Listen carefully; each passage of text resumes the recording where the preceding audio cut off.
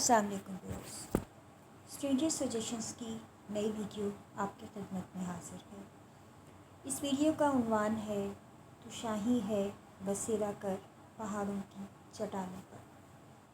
قصہ کچھ یوں ہے کہ ایک پڑھا لکھا افسر اپنے کسی ضروری کام کے سلسلے میں شہر سے کسی دور دراز کے علاقے میں گیا۔ صبح سویرے اپنے کام کے لیے روانہ ہوا۔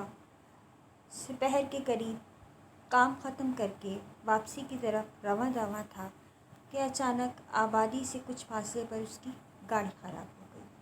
چونکہ وہ اکیلا ہی سفر کر رہا تھا، اس لیے اس نے مناسب یہی سمجھا کہ گاڑی کو لاک کر کے ارد گرد کی آبادی میں کسی مکینک کا پتہ کرتا ہوں تاکہ اس کی مدد لے کر گاڑی کو مرمت کروا کے واپسی کی طرف روانہ ہو سکوں۔ کچھ دور پیدل چلنے کے بعد اسے ایک گاؤں کے آثار نظر آئے۔ جب وہ گاؤں میں داخل ہوا تو تقریباً دوپہر کا وقت ہو ہی چکا تھا۔ جیسے ہی وہ گاؤں میں داخل ہوا، اس کی نظر ایک بوڑھے انسان پر پڑی جو اپنی مرغیوں کو دانہ ڈال رہا تھا۔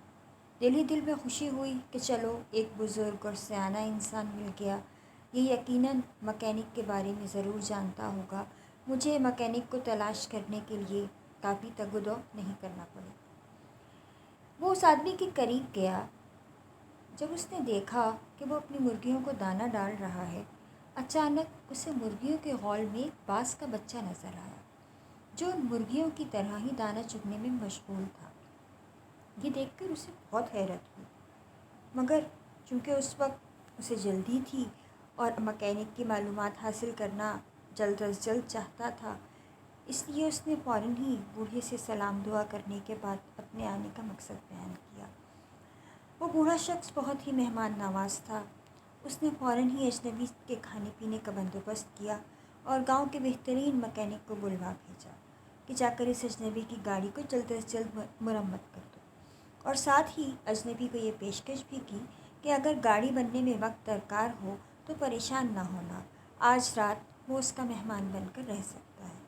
اتنی عزت افزائی سے اس شہری اجنبی کی بہت حوصلہ افزائی ہوئی۔ اسی دوران شام کا اندھیرا پھیلنے لگا۔ مکینک نے کہا، صاحب گاڑی تو کل صبح ہی مکمل طور پر ٹھیک ہو پائے گی، بہتر ہوگا کہ آپ رات انہیں بزرگ کے ہاں قیام کر لیں۔ اس نے بھی سوچا چلو اب تو رات ہو ہی چکی اور گاؤں میں ویسے بھی روشنی کے مسائل زیادہ ہوتے ہیں، بہتر ہوگا کہ میں صبح کا انتظار کروں۔ وہ اس مکینک کے ساتھ گاؤں واپس آ گیا۔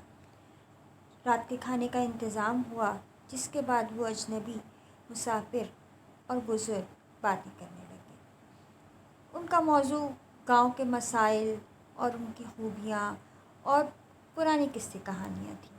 اچانک اس مسافر کو مرغیوں کے غول میں دانہ چگتا باز یاد آ گیا۔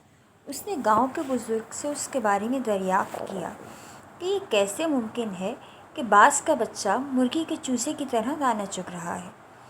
بزرگ نے بتایا کہ ایک ہفتہ قبل وہ قریب کے پہاڑی سلسلے میں کسی کام سے گئے، وہاں انہیں یہ باز کا بچہ زمین پر پڑا ہوا ملا۔ یہ بچہ بری طرح زخمی تھا۔ انہوں نے اس بچے کی مرہم پٹی کی اور لا کر اسے مرغیوں کے ساتھ رکھ دیا۔